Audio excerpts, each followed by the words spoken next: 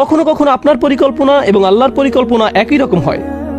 মাঝে মাঝে যেমন কখনো আপনি ইচ্ছা করলেন কোথাও যাওয়ার, আর আল্লাহ আপনাকে সেখানে যাওয়ার সুযোগ করে দিলেন। কোন একটি কলেজে ভর্তি হওয়ার ইচ্ছা করলেন, আর আল্লাহ আপনাকে সুযোগ প্রদান করলেন। সিদ্ধান্ত নিলেন দ্রুত গ্র্যাজুয়েট হওয়ার, আর আল্লাহ আপনাকে সুযোগ প্রদান করলেন। এর অর্থ হলো আপনার প্ল্যান এবং আল্লাহর প্ল্যান একই ছিল সেই একটি বিষয়ের জন্য। কিন্তু মাঝে মাঝে আপনার এবং আল্লাহর পরিকল্পনা একই রকম থাকে না। অনেক সময় ভাবছিলেন 10 বছর ধরে চাকরিটা করবেন, 6 মাস পরে আপনাকে ছাঁটাই করে দেওয়া হলো। কোন একটা ভার্সিটিতে ভর্তি হওয়ার আবেদন করলেন, আপনার সবকিছুই ছিল সেরা, কিন্তু তবুও চান্স পেলেন না। অন্যদিকে আপনার চেয়ে অনেক কম যোগ্যতা সম্পন্ন বহু ছেলে মেয়ে চান্স পেয়ে গেল। অনেক সময় আপনার এবং আল্লাহর পরিকল্পনা একই রকম থাকে না। এই আয়াতগুলো শিক্ষা দিচ্ছে সব সময় সবকিছু আমার পরিকল্পনা অনুযায়ী কাজ করবে না। তবুও আমাকে পরিকল্পনা করে যেতে হবে, তবুও আমাকে চেষ্টা করে যেতে হবে। কিন্তু দিন শেষে আল্লাহ সিদ্ধান্ত নিবেন পরিকল্পনাটি বাস্তবায়িত হবে কি হবে না। আযকুর রাব্বাকা ইযা নাসিত। এরপর আসছে এই আয়াতের সবচেয়ে শক্তিশালী অংশ। আমি এর উপর অতিরিক্ত কিছু সময় ব্যয় করতে চাই। এটা আসলেই সমগ্র কোরআনের অন্যতম সুন্দর একটি শিক্ষা। যদি একজন মুসলিম এটা বুঝতে পারে, তার জীবনটা সহজ হয়ে যাবে। ওয়াকুল আসা আইয়াহদিয়ানি রব্বি লিআকরাবা মিন হাযা রাশাদা। এই শব্দগুলো হলো একটি দোয়া। দুয়ার চেয়েও এটা আশায় পরিপূর্ণ একটি বিবৃতি। চলুন এই দৃষ্টিকোণ থেকে এর সাথে পরিচিত হই। আপনি ভবিষ্যৎ নিয়ে চিন্তা করছেন, শুধু আশা শব্দটি ব্যবহৃত হওয়ার দরুন তারাজ্জি, আরবিতে যাকে বলা হয় হরফুত তারাজ্জি বা ফিআলুত তারাজ্জি, এমন ক্রিয়াপদ যা আশা প্রকাশে ব্যবহার করা হয়। আল্লাহ আমাদের এই আয়াতে শেখাচ্ছেন মুসলিমকে অবশ্যই ভবিষ্যতের ব্যাপারে আশাবাদী হতে হবে। কোরআনের প্রতি আমাদের ঈমান ভবিষ্যতের ব্যাপারে আমাদেরকে আশাবাদী করে তোলে। আমি পরোয়া করি না খবরে কি আসে, আমি পরোয়া করি না গতকাল কি ঘটেছে, এর আগের দিন কি ঘটেছে। আমি মুসলমানদের এমন গ্রুপের অন্তর্ভুক্ত হব না যারা বসে বসে বলে উম্মার পরিস্থিতি দিন দিন শুধু খারাপ থেকে আরো খারাপ হচ্ছে, ও আল্লাহ, আর সামনের পরিস্থিতি শুধু আরো খারাপ হবে, সামনে আরেকটা ট্র্যাজেডি আসছে, আমি গ্যারান্টি দিচ্ছি, দেখো কি ঘটে। তুমি মনে করেছো 9/11 খারাপ ছিল? কিছুই না, ওটা আসলে কিছুই না। ও মাই গড, দেখো এখন উম্মার কি অবস্থা হয়, এবং দেখো তারপর কি হয়। এই মনোভাব সরাসরি কোরআনের আয়াতটির বিরোধী, শুধু আশা শব্দটির কারণে। আপনার তো এই আশায় বুক বাঁধার কথা যে আল্লাহ পরিস্থিতি উন্নত করে দিবেন আপনার নিজের জন্য, চারপাশের মানুষের জন্য, মানবতার জন্য। আপনার তো এই দৃষ্টিভঙ্গি থাকার কথা। তারপর তিনি বলেন, আর নিজের ভবিষ্যতের ব্যাপারে কি বলবেন? আসা আন ইয়াহদিয়ানি রব্বি, সম্ভবত আমার রব আমাকে পথ দেখাবেন। নিজের ভবিষ্যতের জন্য সবচেয়ে আশাবাদী কোন জিনিসটি আপনি পেতে পারেন? সবাই ভালো চাকরি চায়, ভালো অর্থনৈতিক অবস্থা চায়, ভালো পারিবারিক অবস্থা চায়, সুস্বাস্থ্য চায়। আমরা এগুলো সব চাই, কিন্তু জানেন সবচেয়ে মৌলিক যে জিনিসটি আমার আপনার প্রয়োজন, যা অক্সিজেনের চেয়েও বেশি মূল্যবান, তা হলো আল্লাহর হেদায়েত। একবার এটা পেয়ে গেলে সবকিছু ঠিক হয়ে যাবে, কিন্তু হেদায়েত না পেলে আপনার আসলে কিছুই নেই। এই আয়াত আশাবাদী করে তোলে যে আল্লাহ আমাকে পথ দেখাবেন। আসা আইয়াহদিয়ানি রব্বি, আমার প্রভু আমাকে পথ নির্দেশনা দান করবেন, তিনি আমাকে ভুলে যাবেন না। ভবিষ্যতের জন্য ওয়াদা দেওয়ার সময় আমি তার স্মরণ করব, তাহলে তিনিও ভবিষ্যতে আমাকে স্মরণ করবেন। ইনশাআল্লাহ বলার মাধ্যমে আমি তাকে স্মরণ করলাম, যখন ভবিষ্যতের কথা আসে তিনিও আমাকে স্মরণ করবেন। ফাযকুরুনি আযকুরকুম, সুতরাং তোমরা আমাকে স্মরণ করো, আমিও তোমাদের স্মরণ করব। এখন আল্লাহ আপনাকে হেদায়েতের গ্যারান্টি দিচ্ছেন। আবার বলছি, এখানে মুসলমানদের বোঝার জন্য খুবই গুরুত্বপূর্ণ একটি ব্যাপার রয়েছে। সারা পৃথিবী জুড়ে বহু মানুষের মাঝে, আল্লাহিল আযীম, এই গ্রহের যেই প্রান্তে যান না কেন, মানুষের একই ধরনের বিভ্রান্তি, একই প্রশ্ন বারবার। আর সবচেয়ে কমন যেই প্রশ্নটি আমি শুনি, মানুষ বলে ইসলামের এত বেশি দলমত রয়েছে, কোরআনের ব্যাখ্যায় এত বেশি ভিডিও পাওয়া যায়, বা হাদিসের ব্যাখ্যায় কেউ এটা বিশ্বাস করে, কেউ ওটা বিশ্বাস করে। এই হুজুর অমুক ফতোয়া দেয়, ওই হুজুর তমুক ফতোয়া দেয়, আমি কি এই হুজুরকে মানবো নাকি ওই হুজুরকে মানবো? কেউ বলে এটা হালাল, কেউ বলে এটা হারাম, কিছুই জানি না, সবকিছুই বিভ্রান্তিকর। এত বেশি দল, আমি কিভাবে হেদায়েত পাবো? কিভাবে আমি জানবো যে আমি সঠিক বিষয়টা অনুসরণ করছি? কিভাবে জানবো? আমার পক্ষে তো এত বেশি তথ্য প্রসেস করা সম্ভব নয়। আর আমি এর সাথে একমত, আমরা এখন মাত্রাতিরিক্ত তথ্যের যুগে বাস করছি। প্রতিনিয়ত এত বেশি মত আর পথের সাথে পরিচিত হচ্ছি, এমনকি ইসলামের ভেতরেও। এই হলের ভেতরে বসা শ্রোতাদের দিকে লক্ষ্য করুন, যদিও আমরা একই এলাকার, আপনি যেভাবে ইসলাম শিখেছেন তা আপনার পাশের জন থেকে খুবই আলাদা। যেসব শিক্ষক আপনি পেয়েছেন, যেসব মানুষের সঙ্গ লাভ করেছেন, যে স্কুলগুলোতে শিখেছেন, তা আপনার পাশের জনের থেকে একেবারেই ভিন্ন। তাই কোনো ব্যক্তি সহজে বিভ্রান্ত হয়ে পড়তে পারে যে কিভাবে আমি বুঝবো যে আমি সঠিক ইসলাম অনুসরণ করছি। আর এই আয়াত হলো তার জবাব। আমি কারো হেদায়েতের নিশ্চয়তা দিতে পারি না, ইউটিউব কারো হেদায়েতের নিশ্চয়তা দিতে পারে না, গুগল কারো হেদায়েতের গ্যারান্টি দিতে পারে না, এবং কোনো মানুষও হেদায়েতের নিশ্চয়তা দেয় না। এটা আমাদের আশা যে স্বয়ং আল্লাহ আমাকে ব্যক্তিগতভাবে হিদায়েত দিবেন। হেদায়েত অন্য কোথাও থেকে আসতে পারে না। আপনার কাছে কোনো তথ্য না থাকতে পারে, অথবা আপনি তথ্যের সাগরে ডুবে থাকতে পারেন, এটা কোনো ব্যাপার না। আল্লাহ আপনাকে কতটা হেদায়েত দিবেন তা নির্ভর করে আপনি কতটা হেদায়েত চান তার উপর, অন্য কারো কাছে নয়। আর একবার আল্লাহর কাছে সঠিক রাস্তা চাওয়ার পর আপনাকে আর বিচলিত থাকতে হবে না। নিশ্চিত থাকুন যে আল্লাহ আপনাকে সঠিক পথ দেখাবেন, তিনি কাউকে ফিরিয়ে দেন না। আল্লাহর কাছ থেকে হেদায়েত পাওয়া কঠিন নয়, এটা কঠিন নয়। আল্লাহ হেদায়েতের পথ খোলা রেখেছেন যারা চায় তাদের জন্য। আমাদেরকে শুধু সেসব মানুষের অন্তর্ভুক্ত হতে হবে, শুধু এইটুকুই। এই আয়াতটি সূরাতুল কাহফের অন্তর্গত। এর প্রমাণ হিসেবে সূরা কাহফ নিয়ে কথা বলে শেষ করতে পারবো না এই খুতবায়। এই গুহার অধিবাসীরা যাদের কথা আমরা প্রতি শুক্রবার পড়ে থাকি, এই মানুষগুলোর আশেপাশে কোনো নবী ছিল না, কোনো আলেম ছিল না, কোনো শায়েখ ছিল না, কোনো সাহাবী ছিল না। নিজেদের জন্য তারা নিজেরাই ছিলেন। আর তারা এমন এক এলাকায় বাস করতেন যেখানে সবাই মূর্তি পূজা করত।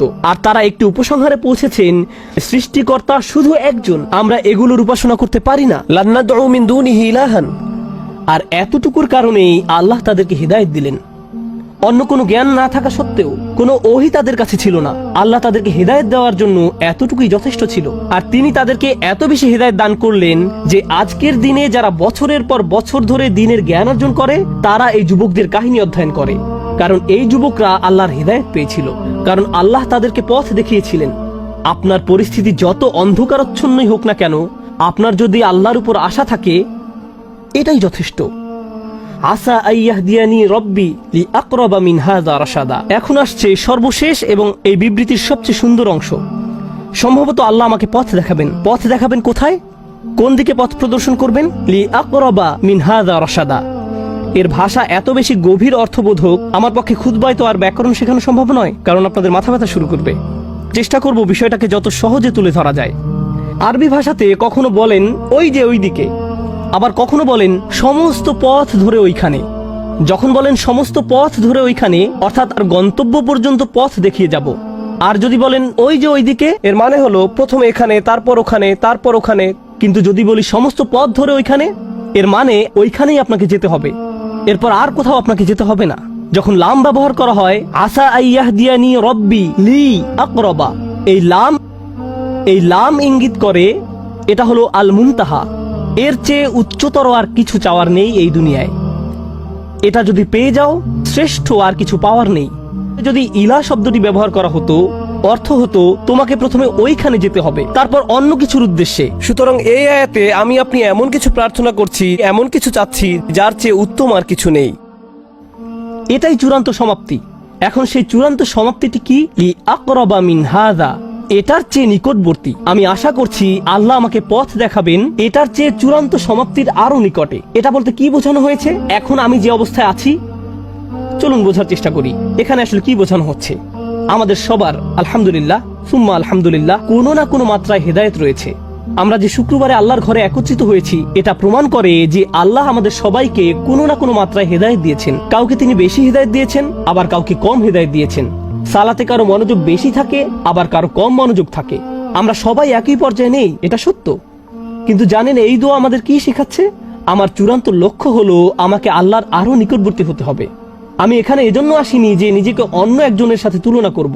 আমি এখানে এসেছি শুধু নিজের আজকের অবস্থানের সাথে নিজেকে তুলনা করতে। আমি যদি শুধু নিজের এখনকার অবস্থা উন্নতির জন্য কাজ করে যেতে পারি, এটাই আল্লাহর সামনে চূড়ান্ত সফলতা। এর চেয়ে চূড়ান্ত কোনো সফলতা নেই। আপনি কোনোদিন নিখুঁত হবেন না, আমিও কোনোদিন নিখুঁত হতে পারবো না। আমরা যা করতে পারি তা হলো আরেকটু ভালো হওয়া, এরপর আরেকটু ভালো, এরপর আরেকটু ভালো। শুধু দিন দিন ক্রমাগত উন্নতির চেষ্টা করুন। যদি কেউ এভাবে আল্লাহর নিকটবর্তী হওয়ার চেষ্টায় রত থেকে মারা যায়, সে সফল। অনেক মানুষ কি করে জানেন? তারা অন্যদের সাথে নিজের তুলনা করে। আহা, সে তো পুরো কুরআন মুখস্থ করে ফেলেছে, দেখো কি সুন্দর তার তেলাওয়াত, সে প্রতিদিন মসজিদে যায়, আজানের পূর্বে এসে উপস্থিত হয়, সে যে আল্লাহর কত ইবাদত করে, সে কত বেশি জানে, সে আরবি জানে, তাফসির জানে, এটা জানে, ওটা জানে। তারা মুসলিম হিসেবে আমার চেয়ে কত উত্তম পোশাক পরে। নিজেকে অন্যের সাথে তুলনা করবেন না। আল্লাহ আপনার কাছে এটা চান না। আল্লাহ আপনাকে অন্যের পাশে রেখে তুলনা করবেন না। তিনি তো আপনাকে এমনকি দুনিয়াতেও অন্যের সাথে তুলনা করতে চান না, আর আখিরাতের কথা বাদই দিলাম। ওয়ালা তাতামান্নাউ মা ফাদ্দালাল্লাহু বিহি বা'দুকুম আলা বা'দ। অন্য মানুষদেরকে যা দেওয়া হয়েছে তার আকাঙ্ক্ষা করো না, নিজের প্রতি এমন অন্যায় করো না। তাহলে আমরা কি শিখছি? উদাহরণস্বরূপ আমরা শিখছি, আপনি আজকে কোরআন তেলাওয়াত শেখা শুরু করলেন, আপনার বয়স হয়ে গেছে ৩৫ বছর যাবত বইটা খুলেও দেখেননি। সিদ্ধান্ত নিলেন আজ থেকে কোরআন তেলাওয়াত করার। আপনি এমনকি বিসমিল্লাহও পড়তে পারছেন না, আরবি বা অক্ষরটি দেখতে কেমন সেটাও ভুলে গেছেন। আপনার বয়সের মানুষেরা বড়দের মতো করে পড়তে পারে, এখন আপনাকে বাচ্চাদের মতো শিখতে হচ্ছে। এতে কোনো সমস্যা নেই। আপনি যখন আলিফ পড়া শিখছেন, বা পড়া শিখছেন এবং আল্লাহর দিকে কিছুটা অগ্রসর হয়েছেন, এখন এই অবস্থায় যদি আপনার মৃত্যু হয়, আপনি হয়তো একজন হাফেজে কোরআনের চেয়ে উত্তম, যে সম্পূর্ণ কোরআন মুখস্থ করেছে, কিন্তু এর প্রতি কোনো কদর নেই। কে নিজেকে আরো উত্তম মানুষ হিসেবে গড়তে চায় জানা যাবে অন্তর থেকে, আর আল্লাহ সেটা জানেন। তাই আল্লাহর দিকে অগ্রসর হওয়ার ক্ষেত্রে এখন যে অবস্থায় আছেন তাকে ছোট করে দেখবেন না। মানুষ আপনাকে ছোট করে দেখতে পারে, কিন্তু আল্লাহ আপনার চেষ্টাকে ছোট করে দেখেন না। মনে হয় যেন আল্লাহর কাছ থেকে হিদায়াত পাওয়া অনেক কঠিন, আর আল্লাহ হিদায়াতের দরজাকে বিস্তীর্ণ রূপে খোলা রেখেছেন। তিনি শুধু আমাদেরকে বলেছেন এই দোয়া করার জন্য, ইয়া আল্লাহ আমাকে পথ দেখান। লি আকরাবা মিন হাদা রশাদান। রশাদান মানে সত্য পথের হিদায়াত। এই আয়াতের শেষ শব্দ রশাদান ইঙ্গিত করছে আপনি যে এই দোয়াটি করছেন তা প্রমাণ করে আপনি ইতোমধ্যে কিছুটা হিদায়াত পেয়ে গেছেন। আপনার বলা উচিত নয় আমি পথভ্রষ্ট। এই আয়াত স্বীকার করে নিচ্ছে আল্লাহ যে আপনাকে দোয়া করার সামর্থ্য দিয়েছেন, এই সামর্থ্য নিজেই আল্লাহর পক্ষ থেকে আপনার জন্য একটা হিদায়াত। আল্লাহ আপনাকে আরো দিবেন, তিনি আরো দিবেন এবং তিনি আরো দিবেন। মুসলমানরা এমনই আশাবাদী এক জাতি, যখন পৃথিবীতে হিদায়াত নেমে আসে তখন এর সাথে প্রশান্তি আসে, ইতমিনান আসে, হৃদয় প্রশান্তিতে পূর্ণ হয়ে যায়। আলা বিযিক্রিল্লাহি তাতমাইন্নুল কুলুব। এই কথা বলেই আলোচনার সমাপ্তি টানতে চাই। অন্তর যখন প্রশান্ত হয়ে যায় তখন এই প্রশান্তি আশেপাশেও ছড়িয়ে পড়ে। প্রশান্তি সংক্রামক, ঈমান সংক্রামক। পরিবারের ভেতর শান্তি ছড়িয়ে পড়ে, বন্ধু বান্ধবদের মাঝে শান্তি ছড়িয়ে পড়ে, সমাজে শান্তি ছড়িয়ে পড়ে যখন হিদায়াত আসে। পৃথিবীর সমস্যা যদি হয় সংঘর্ষ ও ঘৃণা, পৃথিবীর সমস্যা যদি হয় যুদ্ধ, তখন এর সমাধান রাজনৈতিক পলিসিতে নয়, আরো যুদ্ধাস্ত্র হয়। এটা সমাধান নয়, অর্থনৈতিক নিষেধাজ্ঞাও নয়। মানবতার আজকে যা দরকার তা হলো হেদায়েত, কারণ হেদায়েত ছাড়া কোনো শান্তি নেই, পাওয়া সম্ভব না। ফাআইয়ুল ফারিকাইনি আহাক্কু বিল আমন ইন কুনতুম তা'লামুন আল্লাযীনা আমানু। কে শান্তি লাভের বেশি হকদার? যারা বিশ্বাস স্থাপন করে, যারা ঈমান এনেছে। ঠিক এটাই আমরা আল্লাহ আযজা জাল্লার কাছে প্রার্থনা করছি। যখন আপনি এবং আমি এই দুনিয়াতে শান্তির জন্য দোয়া করি, মুসলিম দেশগুলোতে শান্তির জন্য দোয়া করি, তখন আসলে আমরা সরাসরি আল্লাহর কাছে দোয়া করছি আমাদের নিজেদের জন্য এবং আমাদের চারপাশের দুনিয়ার জন্য আরো বেশি হেদায়েত। আল্লাহ আযজা জাল্লা আমাদের সবার হেদায়েত বাড়িয়ে দিন এবং আমাদেরকে সেসব মানুষের অন্তর্ভুক্ত করুন যারা তাদের ভবিষ্যতের ব্যাপারে আশাবাদী, সন্তানদের ভবিষ্যতের ব্যাপারে, উম্মার ভবিষ্যতের ব্যাপারে এবং সমগ্র বিশ্বের ব্যাপারে। আমাদেরকেই চিন্তা করতে হবে, শুধু আমাদের উম্মার জন্য নয়, গোটা দুনিয়ার জন্য। আমরা ইব্রাহিম আলাইহিস সালামের মিল্লাত, ইব্রাহিম আলাইহিস সালাম সমগ্র মানবতার জন্য উদ্বিগ্ন থাকতেন। আমরা এমন একটি উত্তরাধিকার পেয়েছি। আল্লাহ আযজা ওয়া জাল্লা আমাদেরকে তেমন মানুষে পরিণত করুন, আমাদের ভবিষ্যৎ প্রজন্মকে এমন করে গড়ে তুলুন যারা কোরআন সুন্নাহর আলোকে জীবনযাপনের জলজান্ত উদাহরণ হবে। বারাকাল্লাহু লি ওয়া লাকুম। আসসালামু আলাইকুম ওয়া রাহমাতুল্লাহ।